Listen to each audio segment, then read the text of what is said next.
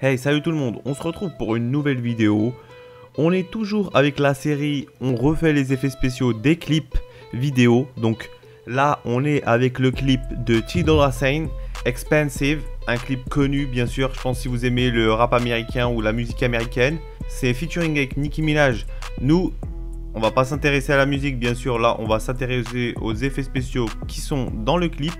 Et justement, on va mettre en place le même effet que vous voyez ici, les billets de banque qui sortent de la poche du chanteur. Donc on va vous montrer comment mettre ça en place rapidement, facilement. Juste avant, on va vous montrer un travail qui a été réalisé par un membre de la team. Donc n'hésitez pas à lâcher un pouce bleu, liker la vidéo, partager, un petit commentaire d'encouragement, ça fait toujours plaisir. Merci à tous ceux qui nous soutiennent. On se retrouve pour le tuto tout de suite après. C'est parti.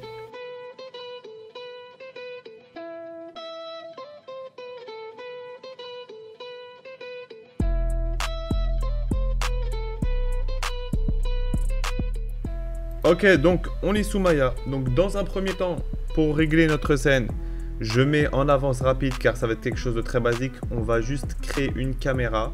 On va créer un plane où on va charger le footage de l'enfant. On va utiliser bien sûr le Use Image Sequence. On va juste régler correctement la taille pour qu'il apparaisse correctement au niveau de la caméra. Ensuite, je vais créer un nouveau plane de l'ordre justement de la même taille qu'un billet de banque. Donc ici on va utiliser les déformations pour pouvoir apporter une petite légère déformation justement à notre billet afin d'utiliser des manipulations qui soient extrêmement rapides. Donc je vais faire un tout petit extrude avec un thickness à 0,001. C'est juste pour pouvoir avoir dans les deux surfaces mes textures de billets de banque comme vous avez pu le voir. Donc suite à cela, je vais dupliquer et utiliser un autre déformeur justement pour donner une autre déformation du billet. Ici, on va utiliser les deux billets justement pour avoir une variation lorsque les billets vont sortir de la poche. On peut bien sûr utiliser des billets de 20 €, peu importe la texture que vous voulez mettre. Donc, vous pouvez utiliser même différentes sortes de billets et en créer d'autres pour avoir plusieurs formes. Donc, juste après, je vais créer une petite sphère où on va aller ensuite dans les FX, utiliser les particules et on va sélectionner notre sphère et faire un Emit from Object. Et donc, une fois qu'on fait un Emit from Object, comme vous voyez, on a beaucoup de particules qui sortent justement de l'object. Donc, ce qu'on fait, on va aller dans Emitter Type, on va faire le mode surface. Donc, suite à cela, on va charger un Field Solver Volume Axis, comme on a l'habitude de le faire dans les tutos où on a utilisé bien sûr des forces. Donc, je vous invite à les revisionner. On va juste régler notre volume axis correctement. Donc, je vais tourner pour que la direction soit en X négative et va faire sortir à ce moment-là les particules au niveau de la gauche. Donc, je vais mettre une magnitude de 5. Ensuite, on va augmenter ou réduire, enfin augmenter dans la négativité plutôt la long axis à -10 et le away from axis à 1. Et on va juste placer correctement ici notre volume axis pour avoir une bonne émission de nos particules. Donc je vais juste le régler correctement. Je vais augmenter un petit peu le long axis en mettant la valeur de -20. Et je vois que j'ai une bonne émission des particules, c'est ce que je recherchais. Si ici je lance une petite simulation, on voit que mes particules sortent correctement de la poche.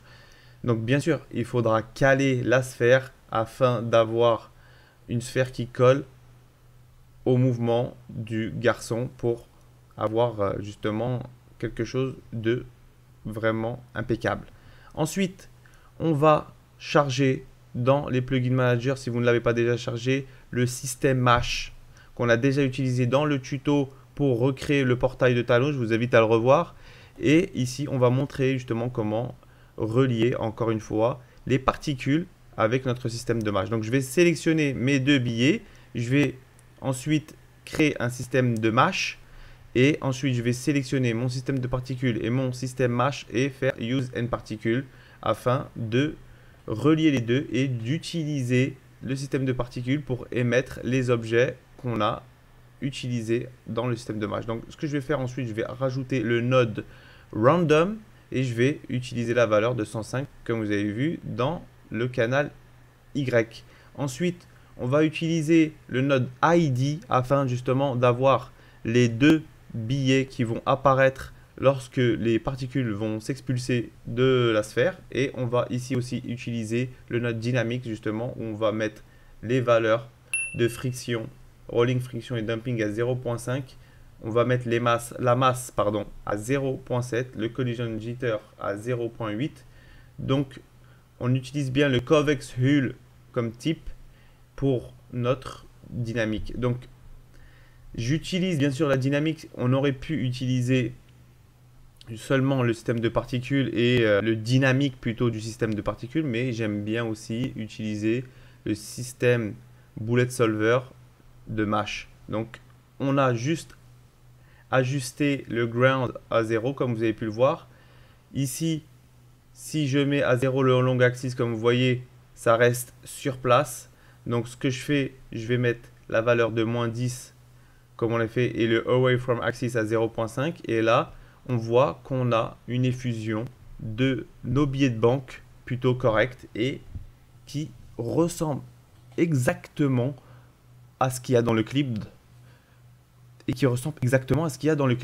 Donc ici on a fait une petite animation, on voit que ça sort parfaitement.